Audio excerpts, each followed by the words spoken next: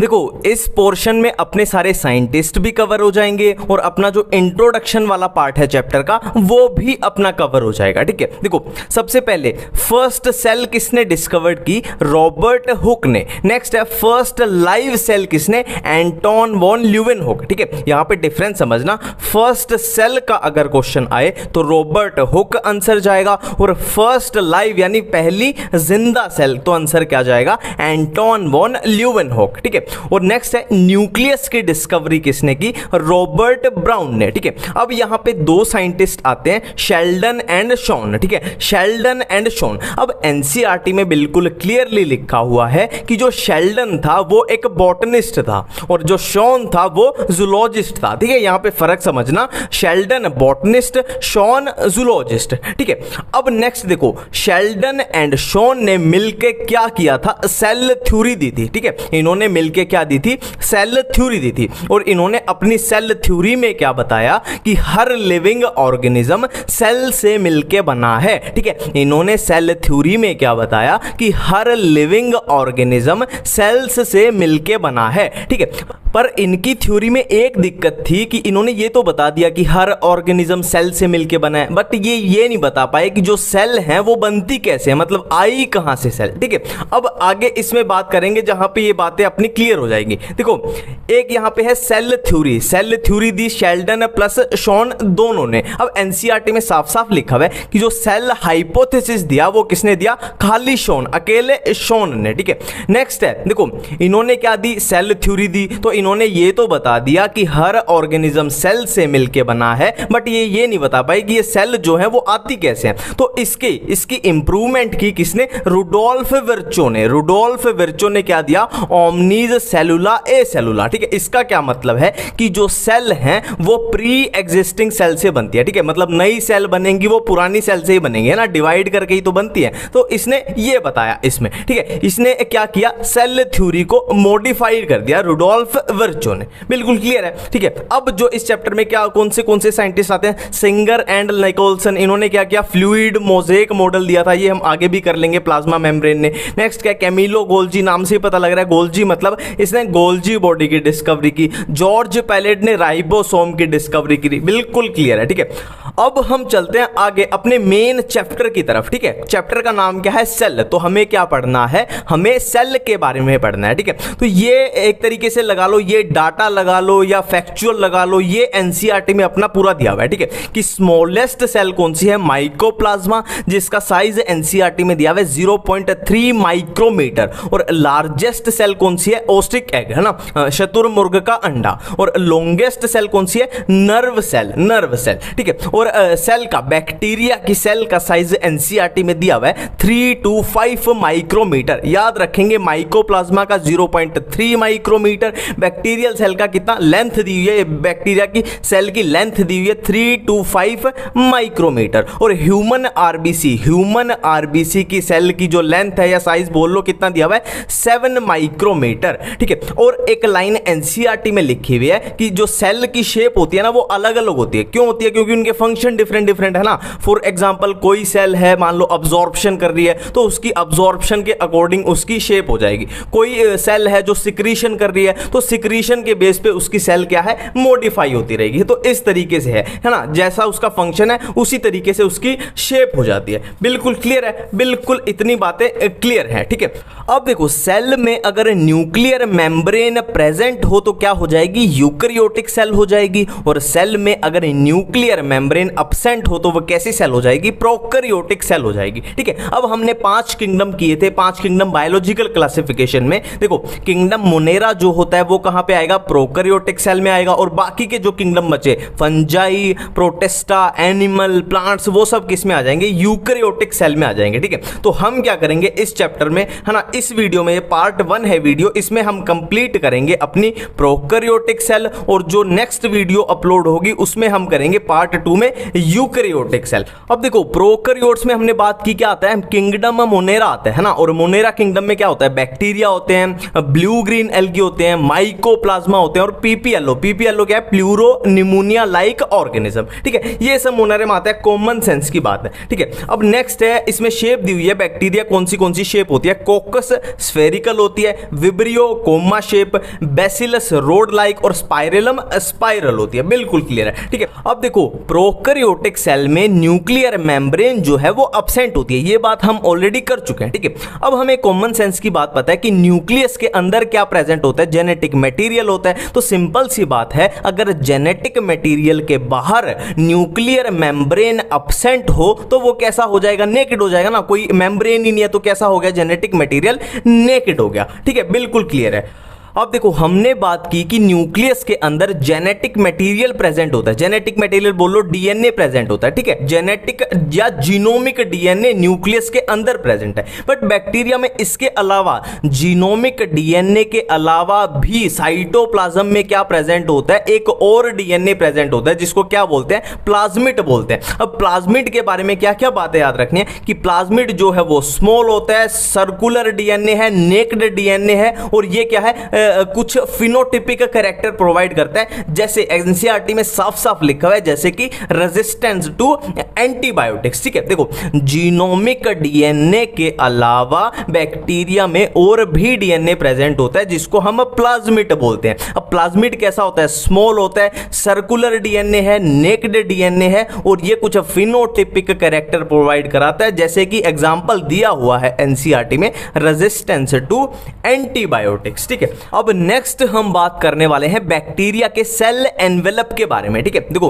Bacteria का cell envelope जो होता है वो ट्राई लेयर्ड होता है। ट्राई लेयर्ड मतलब 3 layer, outer, middle, inner. Outer कौन सी होगी, ग्लाइकोकैलिक्स, मिडल कौन सी होगी, सेल वॉल, और इनर क्या होगी, प्लाज्मा मेम्ब्रेन, प्लाज्मा मेम्ब्रेन, ठीक है। अब ग्लाइकोकैलिक्स के बारे में हमारी एनसीईआरटी में साफ साफ लिखा हुआ है कि ग्लाइकोकैलिक्स जो है वो लूज भी हो सकती है और थिक एंड टफ भी हो सकती है, ठीक है। ग्लाइकोकैलिक्स जो है वो लूज शीट की तरह भी हो सकती है और वो थिक एंड टफ भी हो सकती है। तो लूज जब होगी तो उसको बोल देंगे स्लाइम लेयर, है ना, नाम से पता लग रहा है स्लाइमी सी है, लूज है। और थिक एंड टफ है मतलब वो कैप्सूल जैसी होगी, कैप्सूल हो जाएगी। बिल्कुल क्लियर है, ठीक है। अब नेक्स्ट देखो बैक्टीरिया को 2 पार्ट में डिवाइड किया गया, gram positive bacteria and gram negative bacteria. देखो सिंपल सी बात है, जो बैक्टीरिया ग्राम स्टेन को रिस्पॉन्ड करेंगे वो हो जाएंगे ग्राम पॉजिटिव, और जो रिस्पॉन्ड नहीं करेंगे वो हो जाएंगे ग्राम नेगेटिव। बिल्कुल सिंपल सी बात। नेक्स्ट है मीजोजोम्स, जो बैक्टीरिया में प्रेजेंट होते हैं, ठीक है। देखो मीजोजोम्स क्या होते हैं, देखो इसको सिंपल तरीके से समझो। सबसे इनर जो लेयर थी, सबसे इनर जो सेल एनवेलप में लेयर थी वो क्या थी, प्लाज्मा मेम्ब्रेन। अब ये प्लाज्मा मेम्ब्रेन साइटोप्लाज्म की तरफ अगर एक्सटेंड कर दे, है ना, एक तरह से इनफोल्डिंग्स बना दे, एक्सटेंड हो जाए, तो उसको क्या बोलते हैं, mesosomes. Mesosomes are the extensions of plasma membrane, कदर साइटोप्लाज्म की साइड, ठीक है। अब ये किस फॉर्म्स में हो सकती है, वेसिकल की फॉर्म में हो सकती है, ये ट्यूब्यूल्स की फॉर्म में हो सकती है, ये लैमेला की फॉर्म में हो सकती है, ठीक है। और ये क्या करती है, देखो इनफोल्डिंग से एक्सटेंशन हो जाएंगी तो क्या हो जाएगी, सरफेस एरिया इंक्रीज हो जाएगा। और इनका फंक्शन क्या होता है, cell wall formation, DNA replication, respiration and secretion process, कुछ इस तरीके से। बिल्कुल क्लियर है, एनसीईआरटी की लाइन टू लाइन है, ठीक है। अब मीजोजोम्स के बाद एक चीज आती है क्रोमैटोफोर्स, ठीक है। अब ध्यान रखना है क्रोमैटोफोर्स सिर्फ कहां प्रेजेंट है, सियानोबैक्टीरिया यानी ब्लू ग्रीन एल्गी के अंदर, ठीक है। क्रोमैटोफोर्स कहां प्रेजेंट है, सियानोबैक्टीरिया यानी ब्लू ग्रीन एल्गी के अंदर। C4 क्रोमैटोफोर, C4 सियानोबैक्टीरिया, ठीक है। ये क्या है, अदर मेम्ब्रेनस एक्सटेंशन, मतलब बोल सकते हैं कि ये भी प्लाज्मा मेम्ब्रेन की एक्सटेंशंस है। बट कहां पे प्रेजेंट है, सबसे important point, blue green algae के अंदर। बिल्कुल क्लियर है, ठीक है। अब नेक्स्ट एनसीईआरटी में लिखा हुआ है कि gas vacuoles are found in blue green purple green photosynthetic bacteria, ठीक है। Gas vacuoles are found in blue green purple green photosynthetic bacteria, NCERT की लाइन है, ठीक है। अब नेक्स्ट है सरफेस स्ट्रक्चर। देखो इसमें अपने कानों को बिल्कुल खोल लेना अच्छे तरीके से, क्योंकि ये बहुत बड़ी कंफ्यूजन है, इससे लास्ट तक हम इस कंफ्यूजन से निकल ही नहीं पाते, ठीक है। देखो बैक्टीरिया में सरफेस स्ट्रक्चर 3 टाइप की हो सकती हैं, फ्लैजिला, पिलाई, फिम्ब्रियाई, ठीक है। बैक्टीरिया में सरफेस स्ट्रक्चर 3 टाइप की, फ्लैजिला, पिलाई, फिम्ब्रियाई। अब मैं जो बोलने जा रहा हूं उस पे हम 15, 30, 40, 50 स्टार लगा लेंगे। देखो अगर मूवमेंट की बात करें तो सिर्फ और सिर्फ फ्लैजिला ऐसी है जो मूवमेंट में काम आती है ना। मैं फिर से रिपीट कर रहा हूं कि मूवमेंट की बात करें तो सिर्फ और सिर्फ फ्लैजिला ऐसी है जो मूवमेंट में काम आती है, और पिलाई और फिम्ब्रियाई किस काम आएंगी? अटैचमेंट के काम आएंगी। फॉर एग्जांपल किसी बैक्टीरिया को किसी होस्ट के साथ चिपकना है तो किसका यूज करेगा? पिलाई या फिम्ब्रियाई का, है ना, सरफेस अटैचमेंट के लिए। ठीक है, अब फ्लैजिला के 3 पार्ट होते हैं, फिलामेंट, हुक, बेसल बॉडी। और पिलाई नाम से ही पता लग रहा है कौन से प्रोटीन से मिले हैं? पाइलिन प्रोटीन से, है ना, पिलाइन प्रोटीन से, कुछ भी बोलो, पाइलिन पिलाइन जो भी। ठीक है, और अब फिम्ब्रियाई के बारे में लिखा हुआ है कि ब्रिस्टल लाइक फाइबर होते हैं, bristle like fibre, F for fimbriae, F for fibre. बिल्कुल क्लियर है। ठीक है, अब नेक्स्ट चलते हैं राइबोसोम। ठीक है, अब यहां प्रोकैरियोट में राइबोसोम की बात कर रहे हैं। ठीक है, हम प्रोकैरियोट्स के अंदर राइबोसोम की बात कर रहे हैं। तो पहली लाइन बिल्कुल एनसीईआरटी में लिखे हुए है कि ribosomes are associated with plasma membrane. ठीक है, याद रखेंगे प्रोकैरियोट्स में ribosomes are associated with plasma membrane. ठीक है, और किस टाइप का होता है? 70S होता है, और 70S किससे मिलकर बना है? 50S प्लस 30S से मिलता है। ठीक है, अब राइबोसोम के बारे में हमें पता है राइबोसोम का फंक्शन क्या होता है? प्रोटीन सिंथेसिस होता है। राइबोसोम का फंक्शन होता है प्रोटीन सिंथेसिस। ठीक है, अब ये एक स्ट्रक्चर बनती है पॉलीराइबोसोम या पॉलीसोम। ये क्या होती है? देखो, मैसेंजर आरएनए और राइबोसोम का गठबंधन का बोलते हैं पॉलीराइबोसोम पॉलीसोम। इसके बारे में अभी ध्यान मत दो, जिसको नहीं समझ में आया कोई दिक्कत नहीं है, ये हम जेनेटिक वाले चैप्टर में अच्छे से करेंगे। यहां पे इतना याद रखो कि राइबोसोम और मैसेंजर आरएनए के जो एसोसिएशन या गठबंधन को हम पॉलीराइबोसोम या पॉलीसोम बोल रहे थे, बाकी ये जेनेटिक में अपना अच्छे से कवर हो जाएगा। ठीक है, अब राइबोसोम के बाद देखो इंक्लूजन बॉडी दी हुई है, इंक्लूजन बॉडी। प्रोकैरियोट्स में इंक्लूजन बॉडी प्रेजेंट होती है। ठीक है, अब इनका फंक्शन क्या है? Reserve material stored in the form of inclusion body. Bacteria के अंदर रिजर्व मटेरियल जो होता है उसको स्टोर करने के लिए क्या चाहिए? Inclusion body. मैं फिर से रिपीट कर रहा हूं, बैक्टीरिया के अंदर रिजर्व मटेरियल स्टोर होता है किस रूप में? इंक्लूजन बॉडी के रूप में। ठीक है, और ये कौन से दिए हुए? कैसे ग्रेन्यूल दिए हैं? एनसीईआरटी में साफ साफ लिखा है। इंक्लूजन बॉडी के एग्जांपल्स में बोलो या तो, है ना, फॉस्फेट ग्रेन्यूल्स, सियानोफिशियन ग्रेन्यूल्स और ग्लाइकोजन ग्रेन्यूल्स। ठीक है,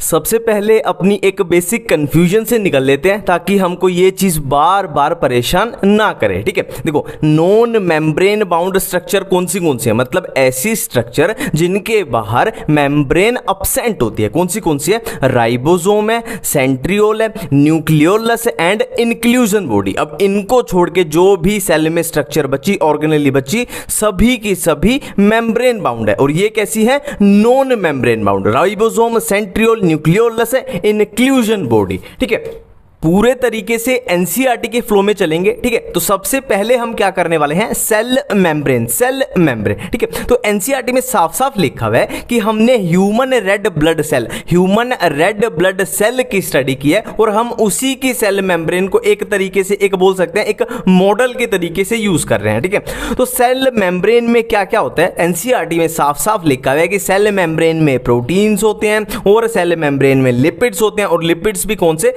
फोस्फोलिपिड्स होते हैं, और क्या? कार्बोहाइड्रेट्स भी प्रेजेंट होते हैं। बिल्कुल क्लियर है। ठीक है, अब देखो वहां पे परसेंटेज दी हुई है प्रोटीन और लिपिड की इरिथ्रोसाइट यानी ह्यूमन रेड ब्लड सेल की सेल मेम्ब्रेन के अंदर प्रोटीन जो है वो 52% और लिपिड कितने हैं? 40%। बिल्कुल क्लियर है। ठीक है, अब नेक्स्ट, अब देखो प्लाज्मा मेम्ब्रेन के बारे में बिल्कुल क्लियरली समझते हैं, और एनसीईआरटी में जैसे जैसे दिया हुआ है वो सारा अपना इस डायग्राम से कवर हो जाएगा। ठीक है, ये डायग्राम क्या है? Fluid mosaic model of plasma membrane. देखो हमने बात की कि प्लाज्मा मेम्ब्रेन के अंदर क्या होते हैं? प्रोटीन्स होते हैं। अब यहां पे देख लो प्रोटीन कहां कहां पे। देखो ये है पेरिफेरल प्रोटीन, ये है इंटीग्रल प्रोटीन, ये इंटीग्रल है। देखो यहां भी एक इंटीग्रल दिख रहा है, यहां भी एक इंटीग्रल दिख रहा है, और ये क्या है? अपने पेरिफेरल प्रोटीन जो बाहर की साइड है। तो नाम से ही कवर हो रहा है, पेरिफेरल मतलब जो बाहर की साइड है, और इंटीग्रल मतलब जो अंदर लगे हुए हैं, बिल्कुल अंदर उसके। ठीक है, तो प्रोटीन्स यहीं पे मैं क्लियर कर रहा हूं, प्रोटीन्स कितने टाइप के हुए, दो टाइप के, पेरिफेरल और इंटीग्रल। पेरिफेरल कैसे होंगे, ऑन दी सरफेस, देखो जो सरफेस पे लगे हुए हैं, जो सरफेस पे लगे हुए हैं। और इंटीग्रल कौन से होंगे, जो अंदर हैं, जो बिल्कुल अंदर गड़े हुए हैं, ठीक है। और इंटीग्रल भी अब यहां पे दो टाइप के हो सकते हैं, एक तो टोटली बरीड, एक पार्शियली बरीड। मतलब एक तो जो कंप्लीट, टोटली मतलब बिल्कुल टोटली सेल मेम्ब्रेन के अंदर गड़े हुए हैं, और एक पार्शियली मतलब थोड़े थोड़े गड़े हुए हैं। बिल्कुल क्लियर बात है ना, बिल्कुल क्लियर है, ठीक है। अब नेक्स्ट क्या होता है, देखो नेक्स्ट सेल मेम्ब्रेन में क्या होता है, लिपिड्स होते हैं, और लिपिड्स भी कैसे, फॉस्फोलिपिड। अब सेल मेम्ब्रेन के अंदर फॉस्फोलिपिड की क्या होती है, बाइलेयर होती है। फॉस्फोलिपिड की बाइलेयर मतलब दो लेयर्स होती है। देखो एक तो ये वाली लेयर है, एक तो ये वाली लेयर है, और दूसरी क्या है, ये वाली लेयर है, ठीक है। मैं फिर से बोल रहा हूं, एक तो ये वाली लेयर है और दूसरी ये वाली लेयर है, ठीक है। देखो इनकी स्ट्रक्चर कैसी होती है, देखो ये एक ऐसे गोला गोला सा है, फिर नीचे उसके दो पैर हैं, गोला गोला सा, नीचे दो पैर, गोला गोला सा, नीचे दो पैर। और इधर भी दूसरी लेयर में भी सेम, ये गोला गोला सा है, नीचे दो पैर, ये गोला गोला सा है, नीचे दो पैर, ठीक है। तो सिंपल सी बात है, जो ये मैंने गोला गोला बोल रहा हूं, ये क्या है, इसका हेड है, और नीचे ये क्या है, इसकी टेल है, ठीक है। ये है हेड और ये क्या निकली हुई है, इसकी टेल, इसकी टेल। अब देखो देखने से ही पता लग रहा है कि जो हेड है वो कहां है, आउटर साइड। यहां पे भी देख लो, हेड जो है वो है आउटर साइड, और जो टेल है वो क्या है, इनर साइड। मेम्ब्रेन के इनर साइड क्या है, टेल, और आउटर साइड क्या है, हेड, ठीक है। देखो अब मैं जो बातें बोलने जा रहा हूं वो इस प्लाज्मा मेम्ब्रेन की टॉपिक में सबसे इंपॉर्टेंट पार्ट है। देखो हमें पता है कि सेल में क्या होता है, मैक्सिमम पानी भरा होता है, इधर पानी पानी पानी, एक्वेस एनवायरनमेंट है, ठीक है। और ये क्या है, हमने की फॉस्फोलिपिड की बाइलेयर, और बाइलेयर में भी हमने क्या किया, जो हेड होगा वो आउटर साइड होगा, और जो टेल होंगी वो इनर साइड होगी। बिल्कुल क्लियर है, ठीक है। अब एक्वेस एनवायरनमेंट है चारों तरफ, ठीक है। अब देखो हेड जो होता है वो क्या है, वो एक्वेस एनवायरनमेंट के साथ डील कर रहा है, हेड, ठीक है। तो सिंपल सी बात है, हेड कैसा होना चाहिए, कॉमन सेंस की बात है, हाइड्रोफिलिक होना चाहिए। फिलिक मतलब पानी से प्यार करने वाला, क्योंकि ये आउटर साइड है, पानी से डील कर रहा है, तो ये हाइड्रोफिलिक होना चाहिए। बिल्कुल क्लियर है इतनी बात। और टेल कैसी होनी चाहिए, हाइड्रोफोबिक, है ना। और इसीलिए हम टेल को अंदर की साइड रखते हैं, क्योंकि हमें इसे पानी से बचाना है, क्योंकि ये बेचारी जो टेल बेचारी है वो पानी से डरती है, यानी हाइड्रोफोबिक है। इसीलिए हमने क्या किया, इसको एक्वेस एनवायरनमेंट से बचाने के लिए अंदर की साइड रख दिया। और जो हेड है वो है हाइड्रोफिलिक, यानी पानी से प्यार करता है, तो पानी से इजीली डील कर सकता है। बिल्कुल क्लियर है ये बातें, है ना। अब नेक्स्ट देखो, लिपिड भी अपना कवर है। अब नेक्स्ट है कार्बोहाइड्रेट। इसमें कार्बोहाइड्रेट्स कहां प्रेजेंट है, देखो ये प्रेजेंट है शुगर, ये प्रेजेंट है, ये शुगर प्रेजेंट है, ये शुगर, ये शुगर, शुगर शुगर शुगर, ये क्या है, सारी कार्बोहाइड्रेट है, ठीक है।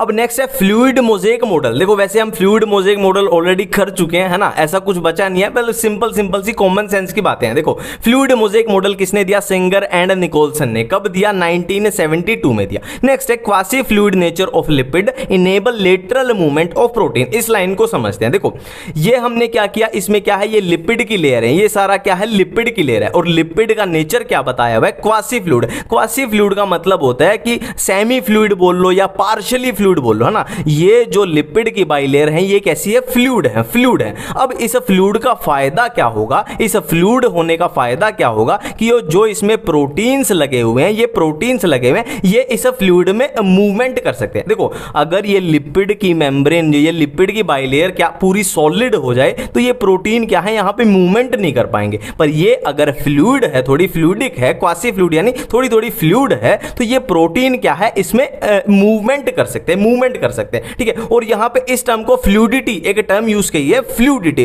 फ्लूइडिटी क्या है, ability to move within the membrane is measured at a fluidity. मतलब सिंपल है कि ये प्रोटीन इसमें कितना मूवमेंट कर सकते हैं ना, ये जो फ्लूइड वाली अपनी लेयर है इसमें ये कितना मूवमेंट कर सकते हैं, उस एबिलिटी ऑफ मूवमेंट को क्या बोला गया है, फ्लूइडिटी बोला गया है। बिल्कुल एक एक लाइन क्लियर है, ठीक है। अब नेक्स्ट देखो प्लाज्मा मेम्ब्रेन का फंक्शन क्या होता है। प्लाज्मा मेम्ब्रेन का फंक्शन होता है ट्रांसपोर्ट ऑफ मॉलिक्यूल्स। ये हम ऑलरेडी कर चुके हैं। देखो ये लिपिड ने क्या किया था, यहां पे फ्लूइड प्रोवाइड किया था, फ्लूइड नेचर, और फ्लूइड नेचर में ये प्रोटीन मूवमेंट कर रहे थे, तो ये प्रोटीन क्या करेंगे, मूवमेंट कर करके मॉलिक्यूल्स को इधर से उधर ट्रांसफर करते रहेंगे, ठीक है। और अब प्लाज्मा मेम्ब्रेन का नेचर कैसा होता है, सेलेक्टिवली परमिएबल, है ना, एक तरीके से एनटीए की तरह, एनटीए की तरह। देखो सारे बच्चे 16-17 लाख बच्चे नीट का का फॉर्म भरते हैं। अब ऐसा थोड़ी है कि सभी मेडिकल कॉलेज में ले लिए जाएंगे, नहीं नहीं नहीं नहीं, टेस्ट होगा आपका, नीट नाम का आपका टेस्ट होगा, फिर वहां पे बच्चे सेलेक्ट होंगे, है ना। ऐसे नहीं है कि सारे ले लिए जाएंगे। तो ऐसे ही प्लाज्मा मेम्ब्रेन है कि वो चेक करेगी कि कौन अंदर जाएगा कौन नहीं जाएगा, सेलेक्टिवली परमिएबल है, ठीक है।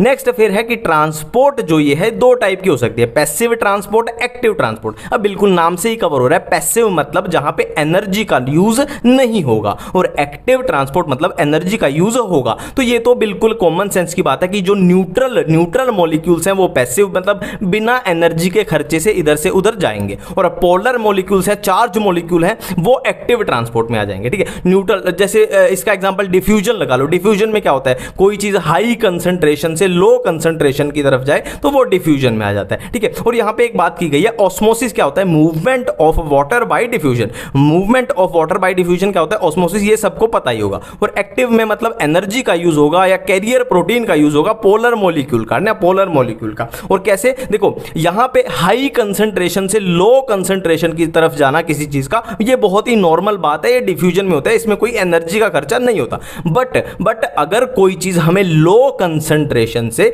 हाई कंसंट्रेशन की तरफ भेजनी है तो ये एक खास बात है, ये स्पेशल बात है ना, और इसमें एनर्जी का यूज होता है ना, एनर्जी का यूज होता है, तभी हम लो कंसंट्रेशन से हाई कंसंट्रेशन की तरफ भेज पाएंगे, ठीक है। और इसका एग्जांपल दिया हुआ है एनसीईआरटी में, सोडियम पोटेशियम पंप, ये अपनी प्लाज्मा मेम्ब्रेन, क्लियर है। अब हम आगे चलते हैं कहां पे, सेल वॉल की तरफ। नेक्स्ट है सेल वॉल। सेल वॉल के बारे में अपनी एनसीईआरटी में क्या क्या दिया हुआ है और कैसे कैसे दिया हुआ है सब कवर करेंगे, ठीक है। देखो सेल वॉल के बारे में पहली लाइन लिखी हुई है कि cell wall is a non living rigid structure. Rigid तो सिंपल सी बात है, सेल वॉल क्या है, प्रोटेक्शन के काम आती है, तो रिजिड स्ट्रक्चर है, ठीक है। अब सेल वॉल का फंक्शन क्या होता है, शेप टू सेल, ये सेल को शेप देती है, ये सेल की प्रोटेक्शन करती है, ये सेल टू सेल इंटरेक्शन में काम आती है, और ये एक बैरियर प्रोवाइड करती है, ठीक है, बैरियर प्रोवाइड करती है। बिल्कुल क्लियर है एनसीईआरटी की, ठीक है। नेक्स्ट है एल्गी में, एल्गी की सेल वॉल के बारे में लिखा हुआ है कि एल्गी की cell wall made up of cellulose. देखो सेल्यूलोज तो होगा ही होगा क्योंकि एल्गी एक प्लांट है, और गैलेक्टन्स, मैनन्स, मिनरल्स जैसे कि कैल्शियम कार्बोनेट। वैसे यहां पे अलग से याद करने की जरूरत नहीं है, हम किस एल्गी में, ग्रीन एल्गी में कैसी, रेड में कैसी, ब्राउन में कैसी, एल्गी वाले चैप्टर में हम ऑलरेडी कर चुके हैं, ठीक है। और यहां पे बात की गई है प्लांट सेल वॉल की कि प्लांट में सेल वॉल कैसी होती है। देखो प्लांट है तो सेलुलोज होगा, उसके साथ हेमी सेलुलोज, पेक्टिन्स, प्रोटीन्स, ये सब होगा, ठीक है। और एनिमल्स में तो हम कर चुके हैं ना, सेल वॉल क्या होती है, एब्सेंट ही होती है, बिल्कुल क्लियर है, ठीक है। अब देखो सेल वॉल होती है, एक प्राइमरी सेल वॉल होती है, एक सेकेंडरी सेल वॉल होती है। अब बिल्कुल नाम से ही पता लग रहा है कि प्राइमरी सेल वॉल किसमें होगी, यंग प्लांट में होगी, है ना। अभी प्लांट छोटा सा है, छोटा बच्चा है, तो उसमें जो शुरू में सेल वॉल बनेगी वो होगी प्राइमरी सेल वॉल, और primary cell wall further divide कर सकती है, फर्दर ग्रो कर सकते हैं, ठीक है। तो ये आगे आगे जैसे जैसे जैसे मैच्योरिटी होती जाएगी तो क्या बनती जाएगी, सेकेंडरी सेल वॉल बनती जाएगी, ठीक है।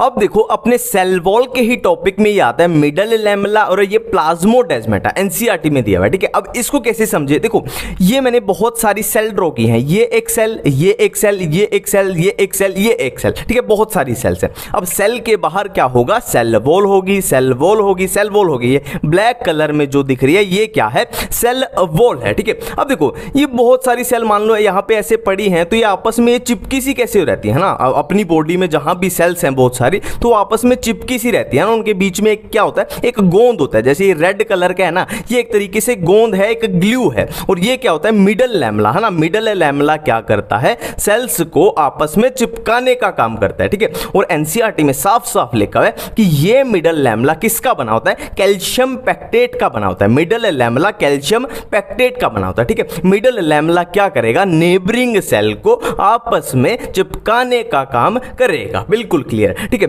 अब देखो कई जगह पे सेल्स के बीच में क्या होता है, ये मिडल लैमेला और सेल वॉल क्या हो जाती है, गायब हो जाती है, ठीक है। कई जगह पे दो सेल्स के बीच मिडल लैमेला और सेल वॉल गायब हो जाती है, तो क्या हो जाएगा, इनमें ये एक तरीके से कनेक्शन बन जाएगा, पाइपलाइन सिस्टम सा ये कनेक्शन बन जाएगा, और इसी को क्या बोलते हैं, प्लाज्मोडेस्माटा, है ना। और जो कुछ भी सामग्री है इधर से उधर अब इसके थ्रू जा सकती है, बिल्कुल क्लियर है, ठीक है। अब चलते हैं आगे।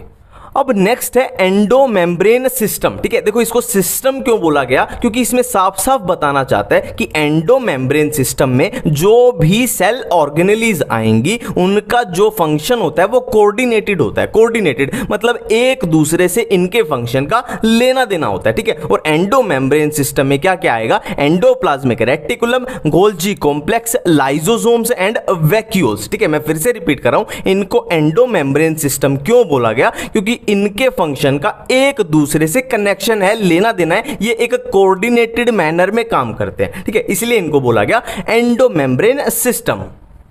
अब देखो हम एंडो मेम्ब्रेन सिस्टम में बारी बारी से बात करेंगे, पहले इसके बारे में, फिर इसके बारे में, फिर इसके बारे में, फिर इसके बारे में। तो स्टार्ट करते हैं एंडोप्लाज्मिक रेटिकुलम के साथ। देखो रेटिकुलम वर्ड का जो मतलब होता है ना वो होता है नेटवर्क। रेटिकुलम का मतलब होता है नेटवर्क। तो सिंपल सी बात है, एंडोप्लाज्मिक रेटिकुलम क्या होता है, network of a tiny tubular structure. ठीक है, ट्यूबुलर स्ट्रक्चर्स का नेटवर्क जो कहां पे है, साइटोप्लाज्म में स्कैटर्ड है, साइटोप्लाज्म में स्कैटर्ड है। ठीक है, अब एंडोप्लाज्मिक रेटिकुलम दो टाइप का होता है, rough endoplasmic reticulum and smooth endoplasmic reticulum. Simple सी बात है, इन ट्यूबुलर स्ट्रक्चर्स के ऊपर अगर राइबोसोम प्रेजेंट हुआ तो हो जाएगा रफ, और राइबोसोम अब्सेंट हुआ तो हो जाएगा स्मूथ। अब रफ का फंक्शन क्या होता है, प्रोटीन सिंथेसिस, और स्मूथ का फंक्शन क्या होता है, lipid and lipid like steroidal hormone का सिंथेसिस। स्मूथ का देखो, रफ का सबको याद रह जाता है, कोई दिक्कत नहीं है, पर स्मूथ का मैं एक बार फिर से रिपीट करता हूं, ये भूलेगा आपको, लिपिड या लिपिड लाइक स्टीरॉयडल हार्मोन की सिंथेसिस। बिल्कुल क्लियर है। अब आगे चलते हैं। देखो एंडोप्लाज्मिक रेटिकुलम के बारे में एनसीईआरटी में एक चीज लिखी हुई है कि जो एंडोप्लाज्मिक रेटिकुलम होता है वो सेल के अंदर के स्पेस को यानी इंट्रासेलुलर स्पेस को दो कंपार्टमेंट में डिवाइड कर देता है। एक तो वो वाला पार्ट होगा जो एंडोप्लाज्मिक रेटिकुलम के अंदर होगा, इनसाइड एंडोप्लाज्मिक रेटिकुलम, उसको क्या बोल देंगे, ल्यूमिनल। ठीक है, और दूसरा पार्ट क्या होगा जो एंडोप्लाज्मिक रेटिकुलम के बाहर होगा यानी साइटोप्लाज्म एक्स्ट्रा ल्यूमिनल। नेक्स्ट देखो गोल्जी अपरेटस क्या होता है, densely stained reticular structure near the nucleus. ठीक है, और ये कैसी कैसी हो सकती है, फ्लैट डिस्क शेप, सेक्स और सिस्टर्नी की हो सकती है। उसका साइज 0.5 माइक्रोमीटर टू 1 माइक्रोमीटर। ठीक है, these are stacked parallel to each other, है ना, जो भी स्टैक होते हैं वो एक दूसरे के पैरेलल होते हैं। तो ये तो सारी हुई अब तक की ये फालतू की बकवास। अब जो क्वेश्चन पूछा जाता है गोल्जी अपरेटस का वो बात करते हैं कि गोल्जी अपरेटस का फंक्शन क्या होता है, पैकेजिंग ऑफ मटेरियल। ठीक है, यहां से क्वेश्चन पूछा जाता है कि गोल्जी अपरेटस का फंक्शन क्या होता है, पैकेजिंग ऑफ मटेरियल। ठीक है, अब देखो हमें इसका ये फंक्शन तो याद रह जाता है कि पैकेजिंग ऑफ मटेरियल इसका फंक्शन था। ठीक है, पर ये हम भूल जाते हैं कि Golgi apparatus are the site of formation of glycoprotein and glycolipid. मैं फिर से रिपीट कर रहा हूं, गोल्जी अपरेटस से क्वेश्चन यहां से पूछा जाएगा कि फंक्शन क्या होता है, पैकेजिंग ऑफ मटेरियल, और क्या है, Golgi apparatus are the sites of formation of glycoproteins and glycolipid. Glycoprotein and glycolipid की फॉर्मेशन की साइट होती है। ठीक है, अब देखो गोल्जी बॉडी के बारे में ये जो पोर्शन है ये सबसे ज्यादा कंफ्यूजिंग है। देखिए इसको बिल्कुल सिंपल तरीके से समझेंगे। देखो ये ब्लैक कलर में हमारे पास क्या है, गोल्जी बॉडी है, ये हमारे पास गोल्जी बॉडी है। अब देखने से ही पता लग रहा है ये वाला पोर्शन इसका कैसा है, कन्वेक्स वाला है, ये वाला कन्वेक्स, और ये वाला कैसा हो जाएगा, कनकेव हो जाएगा, कन्वेक्स सिस या फॉर्मिंग फेज। ठीक है, और ये कनकेव ट्रांस या मैच्योरिंग फेज, मैच्योरिंग फेज। ठीक है, अब देखो ये मैं याद करवा दूंगा बहुत इजी तरीके से। अब हमने क्या किया था कि गोल्जी अपरेटस का फंक्शन क्या होता है, पैकेजिंग ऑफ मटेरियल। अब देखो एंडोप्लाज्मिक रेटिकुलम क्या करेगा, इसको चीजें प्रोवाइड करेगा, सामग्री मटेरियल इसको प्रोवाइड करेगा, है ना। एंडोप्लाज्मिक रेटिकुलम गोल्जी बॉडी को सामग्री प्रोवाइड करेगा, और गोल्जी बॉडी क्या करेगी, अपने फॉर्मिंग फेज से उस सामग्री को यहां रिसीव करेगी और यहां क्या कर देगी, उसकी पैकेजिंग कर देगी, और यहां मैच्योरिंग फेज से उसको रिलीज कर देगी। बिल्कुल क्लियर ना, फंक्शन क्या था, पैकेजिंग था। तो पैकेजिंग किसकी करेगी, जिस भी मटेरियल की पैकेजिंग करनी है तो एंडोप्लाज्मिक रेटिकुलम से वो मटेरियल आएगा और फॉर्मिंग फेज से यहां रिसीव होगा और यहां पे हो जाएगी पैकेजिंग और मैच्योरिंग फेज से रिलीज हो जाएगा। ठीक है, अब देखो नाम में क्या है, मैच्योर मतलब ये सबसे बाद में आना चाहिए, और फॉर्मिंग मतलब यहां पे फॉर्म करेंगे चीजों को, फॉर्म मतलब पैकेजिंग करेंगे। तो इस तरीके से याद हो सकता है कि फॉर्मिंग यहां पे था और मैच्योरिंग यहां पे था। अब देखो अपना एंडोप्लाज्मिक रेटिकुलम कवर्ड है, गोल्जी कॉम्प्लेक्स कवर्ड है। अब हम चलते हैं लाइजोसोम्स के ऊपर, ठीक है। तो लाइजोसोम्स के बारे में जो भी एनसीईआरटी में दिया हुआ है सब कुछ इसमें कवर हो चुका है, ठीक है। देखो सबसे पहली बात है मेम्ब्रेन बाउंड वेसिकुलर स्ट्रक्चर होती है। देखो ये तो हम ऑलरेडी कवर कर चुके हैं, मैंने बताया था कि नॉन मेम्ब्रेन बाउंड कौन सी होती है, ribosome, centriole, nucleolus, inclusion body. तो सिंपल सी बात है, इनको छोड़ के जो भी बचेंगी वो क्या होंगी, मेम्ब्रेन बाउंड होंगी। तो ऑटोमेटिक है लाइजोसोम क्या होगी, मेम्ब्रेन बाउंड वेसिकुलर स्ट्रक्चर, ठीक है। अब देखो ये बनती कैसे है, formed by lysosomes are formed by the process of packaging in the Golgi apparatus, ठीक है। कहीं भी क्वेश्चन आ जाए कि लाइजोसोम कैसे बनते हैं तो उसका लेना देना किससे होगा, गोल्जी अपरेटस से होगा। ये बात याद रखनी है, लाइजोसोम्स की फॉर्मेशन का लेना देना सीधा सीधा गोल्जी अपरेटस से होगा। ये क्वेश्चन बहुत अच्छा क्वेश्चन है, ठीक है। अब लाइजोसोम में कैसे है, देखो वेसिकल है तो वेसिकल में क्या प्रेजेंट होगा, rich in almost all types of hydrolytic enzyme. Lysosomes के वेसिकल में हाइड्रोलिटिक एंजाइम बहुत ज्यादा होते हैं, बहुत अच्छे होते हैं, ठीक है। और कौन से हैं, लाइपेज, प्रोटीएज, कार्बोहाइड्रेट्स, ठीक है। कार्बोहाइड्रेट बिल्कुल क्लियर है, ठीक है। देखो लाइजोसोम्स के जो ये हाइड्रोलिटिक एंजाइम है ये कब एक्टिव होते हैं, ये एसिडिक पीएच पे एक्टिव होते हैं। देखो मैं फिर से रिपीट कर रहा हूं, लाइजोसोम्स के वेसिकल रिच होते हैं, किसमें रिच होते हैं, हाइड्रोलिटिक एंजाइम्स में रिच होते हैं। और ये हाइड्रोलिटिक एंजाइम कब एक्टिव होते हैं, एसिडिक पीएच पे एक्टिव होते हैं, ठीक है। और लाइजोसोम का फंक्शन सिंपल सी बात है, ये एंजाइम है तो ये एंजाइम क्या करेंगे, डाइजेशन करेंगे किसकी, वही एंजाइम के रिलेटेड। जैसे प्रोटीएज है तो प्रोटीन की, है ना, और लाइपेज है तो लिपिड की, इस तरीके से ये डाइजेशन करेंगे। Carbohydrates, protein, lipid, nucleic acid, इस तरीके से। बिल्कुल सिंपल है, आगे चलते हैं। अब देखो हम लाइजोसोम अपना कवर कर चुके हैं, अब हम चलते हैं वैक्यूल्स के ऊपर, ठीक है। तो पहला क्वेश्चन तो यही है कि वैक्यूल मेम्ब्रेन बाउंड होंगे या नॉन मेम्ब्रेन बाउंड होंगे। तो नॉन मेम्ब्रेन बाउंड सिर्फ ये वाले हैं, यहां पे जो नहीं है वो कैसा होगा, मेम्ब्रेन बाउंड। तो वैक्यूल क्या है, membrane bound space in cytoplasm. देखो वैक्यूल एक तरीके से डंपिंग ग्राउंड की तरह होता है ना, जो भी फालतू का कचरा कूड़ा है वो इसमें डाल दो, ये खाली स्पेस है ना सेल में, ठीक है। और इसकी मेम्ब्रेन को क्या बोलते हैं, टोनोप्लास्ट। इसकी मेम्ब्रेन को बोलते हैं टोनोप्लास्ट, ठीक है। अब वैक्यूल में क्या क्या होता है, मैंने ऑलरेडी बोला कि इसमें जो भी फालतू का मटेरियल है, वाटर, सैप, एक्सक्रीटरी प्रोडक्ट, मतलब नॉन यूजफुल मटेरियल, सब कुछ क्या होता है वैक्यूल में। वैक्यूल एक तरीके का स्पेस होता है, ठीक है। देखो vacuole can occupy 90% of volume of cell, मतलब सेल की टोटल वॉल्यूम का 90% ये वैक्यूल, देख लो, सोच लो आप, 90% ये ऑक्यूपाई कर सकता है, ठीक है। अब टोनोप्लास्ट के बारे में लिखा हुआ है कि tonoplast facilitates transport of ion against concentrated gradient. मतलब क्या कहना चाहता है कि ये टोनोप्लास्ट है, ये टोनोप्लास्ट क्या कर सकती है, अगेंस्ट द कंसंट्रेशन ग्रेडियंट। मतलब क्या बोलना चाहता है, लोअर कंसंट्रेशन से हायर कंसंट्रेशन की तरफ आयंस का मूवमेंट टोनोप्लास्ट के थ्रू हो सकता है, ठीक है। नेक्स्ट है कॉन्ट्रैक्टाइल वैक्यूल, किसमें प्रेजेंट होते हैं, अमीबा में होते हैं। और क्या काम करते हैं, ऑस्मो रेगुलेशन एंड एक्सक्रीशन। मैं फिर से रिपीट कर रहा हूं, एनसीईआरटी में साफ साफ लिखा है कि कॉन्ट्रैक्टाइल वैक्यूल्स अमीबा के अंदर होते हैं और काम क्या करते हैं, ऑस्मो रेगुलेशन एंड एक्सक्रीशन काम करते हैं। एक तरीके से जैसे अपनी किडनी काम करती है ऐसे काम करते हैं, ठीक है। और फूड वैक्यूल सम प्रोटिस्ट में, है ना, कुछ प्रोटिस्टा के अंदर, कुछ प्रोटिस्ट के अंदर क्या होता है, फूड वैक्यूल प्रेजेंट होते हैं, ठीक है। ये एनसीईआरटी के ऐसे ही बता रहा हूं मैं, पूरा याद रखना है। अब अपना एंडोमेम्ब्रेन सिस्टम जो है वो कंप्लीट हो चुका है। अब हम चलते हैं आगे, और आगे हमें क्या मिला, आगे हमें मिले माइटोकॉन्ड्रिया। भाई साहब यार ये गलती कब हुई पता ही नहीं चला मेरे को, कोई बात नहीं। हाँ, आगे हमें मिले माइटोकॉन्ड्रिया भाई साहब, ठीक है। तो पहला क्वेश्चन तो यही उठता है कि माइटोकॉन्ड्रिया जो है वो मेम्ब्रेन बाउंड है या नॉन मेम्ब्रेन बाउंड है। तो सिंपल सी बात है, नॉन मेम्ब्रेन बाउंड कौन से हैं, ribosome, centriole, nucleolus, inclusion body. इनको छोड़ के जो भी बचे सारे क्या है, मेम्ब्रेन बाउंड। तो माइटोकॉन्ड्रिया ऑटोमेटिकली क्या हो जाएगा, मेम्ब्रेन बाउंड। सिंपल सी बात है। अब माइटोकॉन्ड्रिया के बाहर दो मेम्ब्रेन होती है, ठीक है। माइटोकॉन्ड्रिया पहली बात हमने क्या की, मेम्ब्रेन बाउंड है, और मेम्ब्रेन भी कितनी है, दो मेम्ब्रेन है, एक आउटर मेम्ब्रेन है, एक इनर मेम्ब्रेन। ये रेड कलर वाली क्या है, सीधी सीधी आउटर मेम्ब्रेन, और ये ब्लैक कलर वाली है इनर मेम्ब्रेन। अब इनर मेम्ब्रेन में हम साफ साफ देख पा रहे हैं कि इनर मेम्ब्रेन ने क्या किया हुआ है, ऐसे इनफोल्डिंग्स बनाई हुई है, ऐसे ऐसे मुड़ मुड़ मुड़ मुड़ के इनफोल्डिंग्स बनाई हुई है, ठीक है। और इन इनर मेम्ब्रेन की इन इनफोल्डिंग्स को क्या बोलते हैं? क्रिस्टा बोलते हैं। मैं फिर से रिपीट कर रहा हूं, इनर मेम्ब्रेन की इनफोल्डिंग्स को क्या बोलते हैं? क्रिस्टा बोलते हैं, ठीक है। अब इन क्रिस्टा का फायदा क्या है, मतलब ये ऐसे मुड़ तुड़ के ऐसे क्यों हुई, सीधी सीधी क्यों नहीं रही? देखो सिंपल सी बात है, यहां पे होंगी एंजाइमेटिक एक्टिविटी,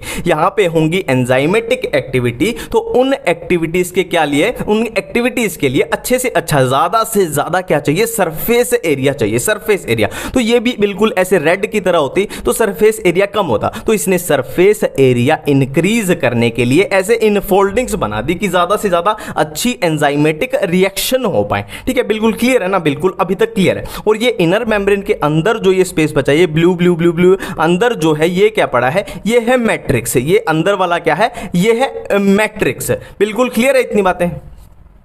अब देखो माइटोकॉन्ड्रिया के बारे में अपनी एनसीईआरटी में क्या क्या लिखा हुआ है वो देख लेते हैं, ठीक है। देखो सबसे पहली लाइन लिखी है कि numbers depend on physiological activity of the cell. देखो सिंपल सी बात है, माइटोकॉन्ड्रिया क्या करता है? माइटोकॉन्ड्रिया एटीपी की सिंथेसिस कराता है ना, बोलते हैं ना पावर हाउस ऑफ सेल। तो सिंपल सी बात है, देखो कोई बड़ा शहर है, बड़े शहर में क्या है? लाइट ज्यादा चाहिए, लाइट ज्यादा चाहिए तो वहां पे पावर हाउस लाइट वाले ज्यादा होंगे, ठीक है। कोई छोटा शहर है या गांव है, वहां पे कम लाइट चाहिए तो वहां पे पावर हाउस क्या होंगे? कम होंगे। तो सिंपल सी बात वही है कि किसी सेल में अगर एनर्जी ज्यादा चाहिए तो माइटोकॉन्ड्रिया उसमें ज्यादा हो जाएंगे और कम चाहिए तो उसमें कम हो जाएंगे, ठीक है। उनकी शेप की बात की है, सॉसेज शेप और सिलिंड्रिकल इनकी शेप होती है और इनकी ये डायमीटर लिखा हुआ है 0.2 माइक्रोमीटर और लेंथ भी एनसीईआरटी में दिया हुआ है 1 to 4.1 माइक्रोमीटर, ठीक है। अब देखो अपनी एनसीईआरटी में माइटोकॉन्ड्रिया के बारे में और क्या क्या दिया हुआ है। सबसे पहली line, 2 membranes have their own specific enzyme. देखो 2 मेम्ब्रेन होती है माइटोकॉन्ड्रिया की, आउटर इनर, है ना, और उनके क्या होते हैं? स्पेसिफिक अपने अपने एंजाइम होते हैं। और माइटोकॉन्ड्रिया को क्या बोलते हैं? पावर हाउस ऑफ सेल बोलते हैं। क्यों बोलते हैं? क्योंकि एटीपी बनती है यानी एनर्जी बनती है, ठीक है। अब देखो ये जो 4 पॉइंट बचे, ये सेम लगभग सिमिलर पॉइंट्स कहां आएंगे? क्लोरोप्लास्ट में भी आएंगे। और इनको याद रखने का सिंपल सा तरीका बताता हूं। देखो प्रोकैरियोट सेल हम कर चुके हैं, प्रोकैरियोट सेल में क्या क्या होता था हम ऑलरेडी कर चुके हैं। अब हम क्या पढ़ रहे हैं? यूकैरियोटिक सेल के अंदर पढ़ रहे हैं, ठीक है। यूकैरियोटिक सेल के अंदर क्या होते हैं? माइटोकॉन्ड्रिया। और माइटोकॉन्ड्रिया को आप क्या करो? एक प्रोकैरियोटिक यानी एक बैक्टीरियल सेल, एक बैक्टीरियल सेल से क्या कर दो? रिप्लेस कर दो। अब बैक्टीरियल सेल में आप याद करो क्या होता था? सिंगल सर्कुलर डीएनए मॉलिक्यूल, इसको प्लाज्मिड से रिप्लेस कर दो, उसमें फ्री आरएनए भी हो सकते हैं, ठीक है। और राइबोसोम कैसा होता था प्रोकैरियोट में? याद करो 70S होता था। यूकैरियोट में कैसा होता है? 80S होता है। बट माइटोकॉन्ड्रिया को मैंने क्या किया है? बैक्टीरियल सेल से रिप्लेस कर दिया। बिल्कुल सिमिलर है ना, राइबोसोम 70S। और जैसे बैक्टीरिया डिवाइड बाय फिजन, ऐसे ही mitochondria is also divide by fission. अब माइटोकॉन्ड्रिया के बाद क्या है नेक्स्ट? प्लास्टिड, ठीक है। प्लास्टिड, देखो सबसे पहली बात तो प्लास्टिड मेम्ब्रेन बाउंड है या नॉन मेम्ब्रेन बाउंड है? तो सिंपल सी बात है, नॉन मेम्ब्रेन बाउंड कौन से? Ribosome, centriole, nucleolus, inclusion body. मतलब प्लास्टिड यहां पे नहीं है, मतलब प्लास्टिड क्या है? मेम्ब्रेन बाउंड स्ट्रक्चर है, ठीक है। और प्लास्टिड एनसीईआरटी में जो एनसीईआरटी में लिखा हुआ है बिल्कुल कॉपी पेस्ट चलेंगे कि प्लास्टिड कहां पे प्रेजेंट होता है? ऑल प्लांट्स एंड यूग्लिनोइड्स में प्रेजेंट होता है, ठीक है। और क्या है? प्लास्टिड में क्या होते हैं? पिगमेंट्स प्रेजेंट होते हैं। अब पिगमेंट्स प्रेजेंट है तो पिगमेंट्स की वजह से कैसा हो जाएगा? कलरफुल हो जाएगा, ठीक है। अब प्लास्टिड जो है वो पिगमेंट के बेस पे कि किस में कैसा पिगमेंट प्रेजेंट है, 3 टाइप का हो सकता है, क्लोरोप्लास्ट, क्रोमोप्लास्ट एंड ल्यूकोप्लास्ट, ठीक है। अब बारी बारी से बात करते हैं, ठीक है। तो सबसे पहले क्या है? क्लोरोप्लास्ट। देखो क्लोरोप्लास्ट में कैसे पिगमेंट होते हैं? कंटेन क्लोरोफिल एंड कैरोटीनॉइड, ठीक है। क्लोरोप्लास्ट में क्लोरोफिल एंड कैरोटीनॉइड पिगमेंट होते हैं। अब कॉमन सेंस की बात है, क्लोरोफिल किस काम आता है? सबको पता है, फोटोसिंथेसिस के काम आता है, ठीक है। अब क्लोरोप्लास्ट के बाद नेक्स्ट है क्रोमोप्लास्ट। क्रोमोप्लास्ट में क्या होते हैं? Fat soluble carotenoid pigment, fat soluble carotenoid pigment like carotene xanthophylls, ये इसमें होते हैं, क्रोमोप्लास्ट में होते हैं, ठीक है। अब लास्ट क्या है? ल्यूकोप्लास्ट। लास्ट क्या है? ल्यूकोप्लास्ट। ल्यूकोप्लास्ट क्या है? कलरलेस प्लास्टिड है। याद रखना है ये दोनों क्या है? कलरफुल। और ल्यूकोप्लास्ट क्या है? कलरलेस प्लास्टिड है, ठीक है। अब इसमें 3 टाइप के दिए हुए हैं, अमाइलोप्लास्ट, ल्यूकोप्लास्ट। अपनी एनसीईआरटी में लिखे हुए हैं 3 अमाइलोप्लास्ट। देखो अमाइलो, अमाइलोज किससे रिलेटेड होता है? कार्बोहाइड्रेट्स के, तो ये स्टोर करेगा कार्बोहाइड्रेट स्टार्च को, ठीक है। Elaioplast stores oils and fats और एल्यूरोप्लास्ट स्टोर्स प्रोटीन्स, ठीक है। मैं तो इसको ऐसे याद रखता था, देखो एल्यूरो, एलोवेरा, एलोवेरा बहुत हेल्दी सा होता है, मतलब ऐसे याद रख लेना, हेल्दी मतलब उसमें प्रोटीन होता है, ऐसे याद रख लेना एल्यूरोप्लास्ट, ठीक है। और ये अमाइलो नाम से ही हो गया कार्बोहाइड्रेट, तो इलायो ऑटोमेटिकली फैट वाला हो जाएगा। ठीक है, अब देखो जो ये क्लोरोप्लास्ट है ये बहुत इंपॉर्टेंट होता है। क्यों इंपॉर्टेंट होता है? क्योंकि ये मेनली क्या है, फोटोसिंथेसिस के काम आता है। ठीक है, और इसीलिए हमें इसको डिटेल में पढ़ना पड़ता है क्लोरोप्लास्ट को। अब देखो क्लोरोप्लास्ट को बहुत आसान तरीके से समझते हैं। देखो ये एक पत्ती है, ये एक पत्ती यानी एक लीफ है। ठीक है, और लीफ के अंदर हमें पता है प्लांट की लीफ के अंदर, ग्रीन लीव्स के अंदर क्या होता है, क्लोरोप्लास्ट होता है। तो ये ब्लू कलर का जो है ये है क्लोरोप्लास्ट है। ठीक है, अब देखो क्लोरोप्लास्ट के अंदर क्या प्रेजेंट होते हैं, थाइलाकोइड प्रेजेंट होते हैं। ये एक थाइलाकोइड है, ये डिस्क सी, ये एक डिस्क थाइलाकोइड, ये दूसरा थाइलाकोइड, ये तीसरा थाइलाकोइड, ये अगला थाइलाकोइड, ये भी एक थाइलाकोइड, ये भी एक थाइलाकोइड, ये भी एक थाइलाकोइड। ठीक है, और ये जो है ये भी थाइलाकोइड है। ठीक है, क्लियर सी बात है। ठीक है, क्लोरोप्लास्ट के अंदर क्या है, थाइलाकोइड्स है। और जो एक खाली स्पेस बचा, ये व्हाइट कलर का जो एक खाली स्पेस है, ये क्या है, स्ट्रोमा है। ये क्या है, स्ट्रोमा है। ठीक है, अब देखो अब यहां पे थाइलाकोइड जो है वो दो टाइप के हैं। देखो ये थाइलाकोइड जो एक बिल्डिंग सी में अटैच है, देखो ये थाइलाकोइड बिल्डिंग में अटैच है, और इस बिल्डिंग को क्या बोलते हैं, ग्रेना। इस बिल्डिंग को बोलते हैं ग्रेना। देखो ये वाले थाइलाकोइड भी बिल्डिंग में है, मतलब स्टैक्स में है ना, स्टैक्स में अरेंज है। ठीक है, इसको भी क्या बोलेंगे, ग्रेना। और ये भी एक ग्रेना, ये भी एक ग्रेना। ठीक है, थाइलाकोइड्स की बिल्डिंग को क्या बोलते हैं, ग्रेना, ग्रेना, ग्रेना, ग्रेना। ठीक है, तो एक तो वो थाइलाकोइड हो गए जो ग्रेना में प्रेजेंट है, तो वो कौन से हो जाएंगे, ग्रेनल थाइलाकोइड। और दूसरे थाइलाकोइड कौन से हैं, जो इन ग्रेना को आपस में कनेक्ट कर रहे हैं, ये वाले, ये वाला थाइलाकोइड, ये वाला थाइलाकोइड, ये वाला थाइलाकोइड। इनको क्या बोल देंगे हम, स्ट्रोमल थाइलाकोइड, क्योंकि ये स्ट्रोमा में प्रेजेंट है। ठीक है, ग्रेनल थाइलाकोइड और ये स्ट्रोमल थाइलाकोइड। बिल्कुल क्लियर है ना, बिल्कुल क्लियर है। एक बार फिर से मैं बिल्कुल जल्दी से रिवाइज करा देता हूं। देखो ये थी एक लीफ, लीफ के अंदर है क्लोरोप्लास्ट, क्लोरोप्लास्ट के अंदर क्या है, थाइलाकोइड्स हैं, और थाइलाकोइड्स के बाहर जो क्लोरोप्लास्ट में स्पेस बचा वो क्या है, स्ट्रोमा। और थाइलाकोइड्स क्या है, एक तो बिल्डिंग में अरेंज है और एक डायरेक्ट स्ट्रोमा में पड़े हुए हैं। तो ये थाइलाकोइड्स की बिल्डिंग को हम बोलते हैं ग्रेना। ठीक है, और ये थाइलाकोइड कौन से हो जाएंगे, ग्रेनल थाइलाकोइड। और जो थाइलाकोइड स्ट्रोमा में पड़े हैं डायरेक्ट, वो हो जाएंगे stromal thylakoid.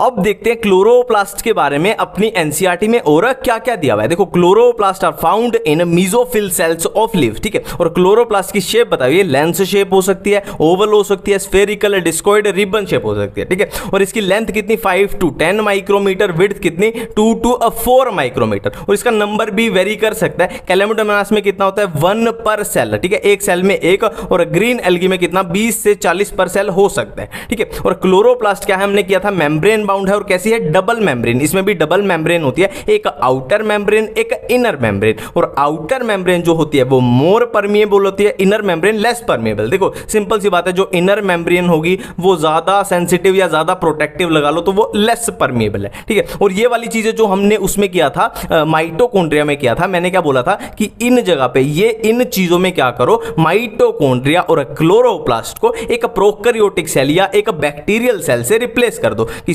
Small double standard DNA भी इनमें होता है अलग से। ठीक है, और इनका राइबोसोम भी प्रेजेंट होता है इनमें। और राइबोसोम कैसा, प्रोकैरियोटिक सेल जैसा, कैसा, 70S है ना। यूकैरियोटिक सेल में कैसा राइबोसोम होता है, 80S होता है। बट माइटोकॉन्ड्रिया और क्लोरोप्लास्ट के अंदर कैसा राइबोसोम, 70S राइबोसोम। बिल्कुल क्लियर है। ठीक है, अब नेक्स्ट है राइबोसोम। देखो राइबोसोम वैसे क्लियरली अपने को समझ आएगा, ट्रांसलेशन जब हम जेनेटिक्स में ट्रांसलेशन प्रोटीन सिंथेसिस करेंगे ना, वहां पे बिल्कुल क्लियर समझ आएगा। पर फिर भी थोड़ा बहुत जितना यहां पे दिया हुआ है उतना कर लेते हैं। देखो ribosome composed of RNA and protein. Next है यूकैरियोटिक सेल में राइबोसोम कैसा होता है, 80S होता है, जो किससे मिलकर बना है, 60S प्लस 40S से। ठीक है, देखो मैं फिर से एक बात रिमाइंड करा दूं, अगर आपके सामने क्वेश्चन आया कि प्रोकैरियोटिक सेल में राइबोसोम कैसा होता है, तो आंसर क्या होगा, 70S।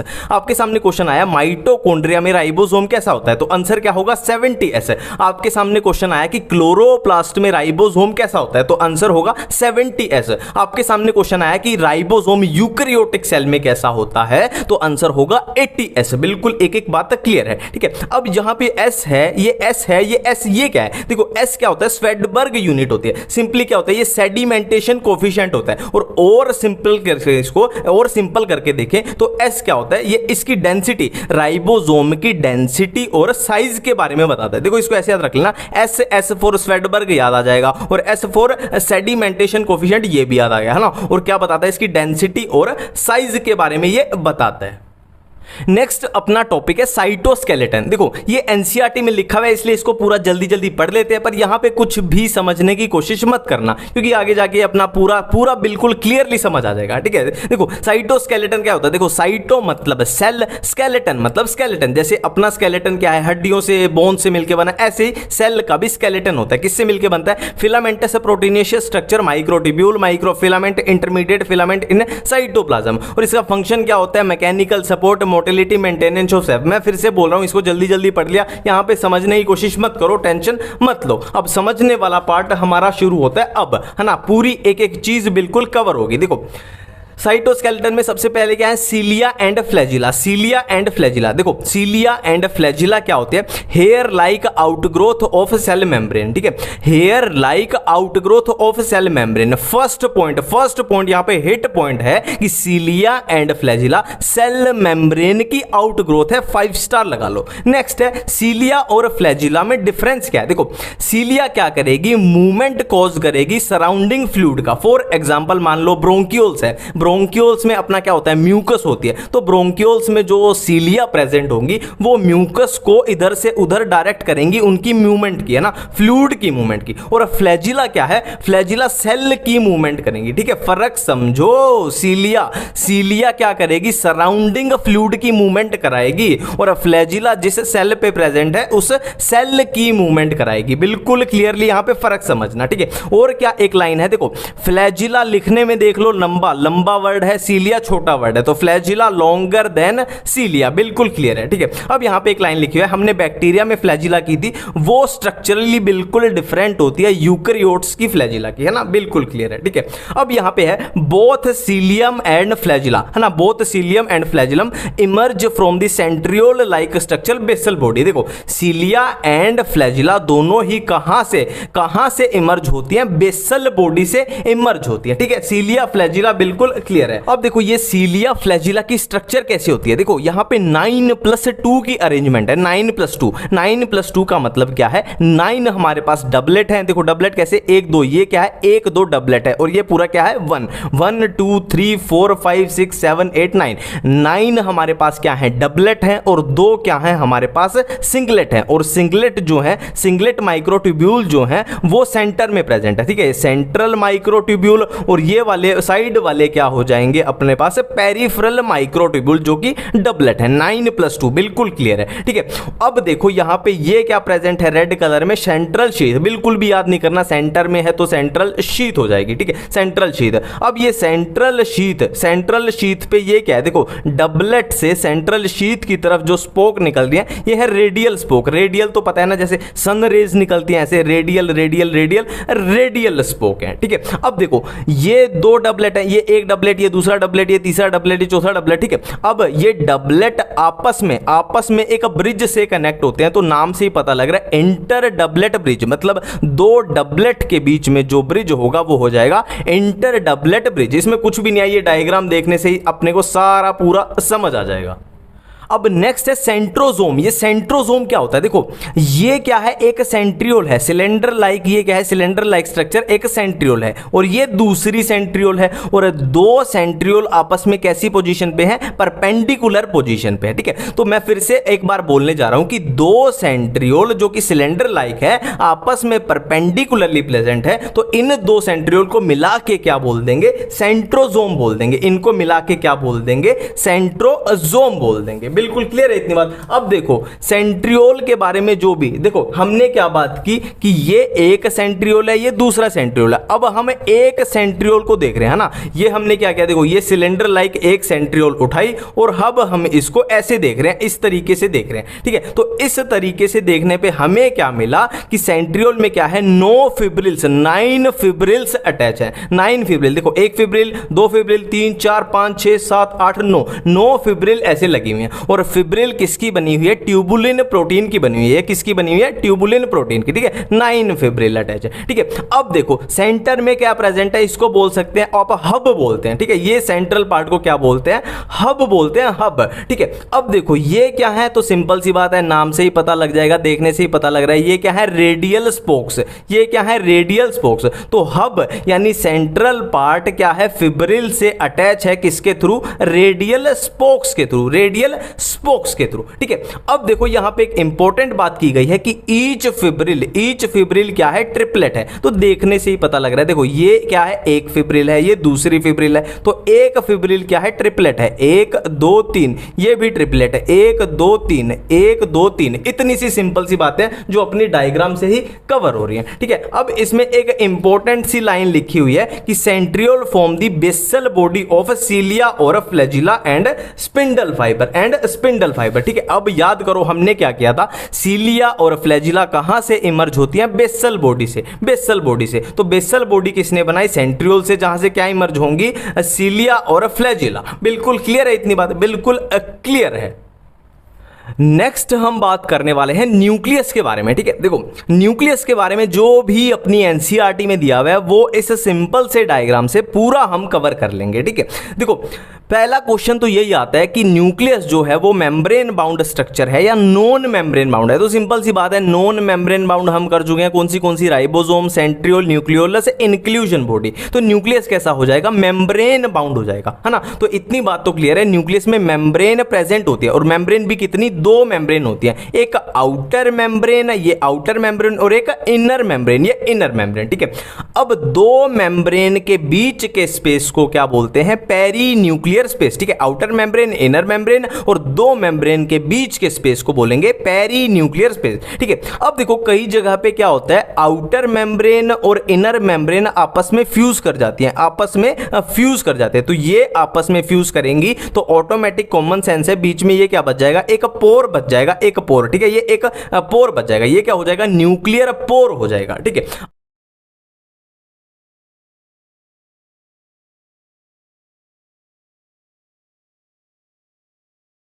अब देखो अंदर क्या क्या होता है, ये क्या है, देखो अंदर क्या क्या होता है, देखो अंदर जो खाली स्पेस है, देखो जैसे सेल के खाली स्पेस को क्या बोलते हैं हम, साइटोप्लाज्म, वैसे न्यूक्लियस के अंदर जो खाली स्पेस है उसको बोल देंगे न्यूक्लियोप्लाज्म, ठीक है। और क्या होता है न्यूक्लियस के अंदर, क्या होता है, क्रोमेटिन होता है, क्रोमेटिन तो हमें पता है, ये आगे जाके क्या है, ये वही तो है अपना जो जेनेटिक मटेरियल है, जो डीएनए अपना पड़ा हुआ है वो इसमें होगा, क्रोमेटिन में होगा। और क्या होता है, यहां पे न्यूक्लियोलस प्रेजेंट होता है, न्यूक्लियोलस। अब हम बात कर चुके हैं कि न्यूक्लियोलस कैसा है, नॉन मेम्ब्रेन बाउंड स्ट्रक्चर है, nucleolus non membrane bound structure है, बिल्कुल क्लियर है, ठीक है। अब चलते हैं आगे। अब नेक्स्ट देखो क्रोमोसोम के बारे में जो भी अपनी पॉसिबल कंफ्यूजन है वो सारी इस डायग्राम से कवर हो जाएंगे, ठीक है। देखो ये जो ब्लैक कलर वाली स्ट्रक्चर है, ये ब्लैक कलर वाली, ये क्या है, सेंट्रोमियर है, ये है सेंट्रोमियर। अब सेंट्रोमियर पे 2 प्लेट्स ही लगी हुई हैं, सेंट्रोमियर के ऊपर 2 प्लेट लाइक स्ट्रक्चर लगी हुई है, जिनको क्या बोलते हैं, काइनेटोकोर बोलते हैं, काइनेटोकोर। यहां पे काइनेटोकोर पे क्या होंगे, स्पिंडल फाइबर अटैच होते हैं, ये हम सेल डिवीजन वाले चैप्टर में करेंगे, ठीक है। अब देखो सेंट्रोमियर पे और क्या है, 2 क्रोमेटिड लगी हुई, ये एक क्रोमेटिड है पूरी और ये दूसरी क्रोमेटिड है, ठीक है, ये एक क्रोमेटिड, ये दूसरी क्रोमेटिड, ठीक है। अब देखो ये दोनों क्रोमेटिड सेम सेंट्रोमियर पे लगी हुई है, तो इनको क्या बोल देंगे, सिस्टर क्रोमेटिड बोल देंगे, सिस्टर क्रोमेटिड। बिल्कुल क्लियर है, इतनी बातें बिल्कुल ही क्लियर है, ठीक है।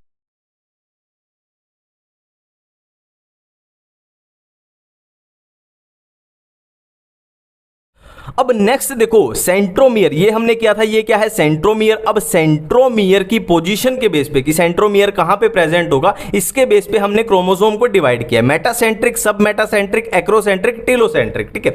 अब मेटा, नाम से ही पता लग रहा है मेटासेंट्रिक मतलब बिल्कुल सेंटर में सेंट्रोमियर प्रेजेंट है, ठीक है। ऊपर वाला हिस्सा अगर 50 मीटर है तो नीचे वाला हिस्सा भी 50 मीटर ही होगा, और सब मेटासेंट्रिक मतलब सेंटर से थोड़ा सा इधर उधर, मतलब मतलब नीचे वाला, देखो नीचे वाला सब में बराबर है, नीचे वाला अगर 50 सेंटीमीटर है तो ऊपर वाला कितना हो जाएगा, 40 सेंटीमीटर हो जाएगा। फॉर एग्जांपल के तरीके से बता रहा हूं, ठीक है। नेक्स्ट है एक्रोसेंट्रिक, इसमें थोड़ा सा और बैलेंस हिल गया, नीचे वाला अगर 50 सेंटीमीटर है तो ऊपर वाला 30 सेंटीमीटर हो जाएगा ना, थोड़ा और टीलोसेंट्रिक, इसकी तो मैं ट्रिक पहले भी बताता, T for Tillo, T for टकला, T for Tillo, T for टकला, मतलब नीचे वाला 50 सेंटीमीटर है और ऊपर पूरा टकला हो चुका है। देखो ये गंजा हो चुका है, पूरा टकला हो चुका है, गायब भी हो गया, ठीक है। तो कुछ इस तरीके से।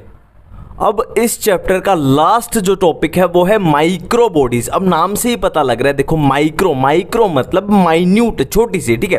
तो plant and animal cell, plant और एनिमल सेल दोनों में ही क्या होते हैं, माइन्यूट वेसिकल प्रेजेंट होते हैं, जिनको हम माइक्रो बॉडीज बोलते हैं। और इन माइक्रो बॉडीज यानी इन माइन्यूट वेसिकल्स के अंदर क्या प्रेजेंट होते हैं, एंजाइम्स प्रेजेंट होते हैं, ठीक है। तो ये चैप्टर अपना खत्म हुआ, मिलते हैं नए वीडियो में नए चैप्टर के साथ। Thank you.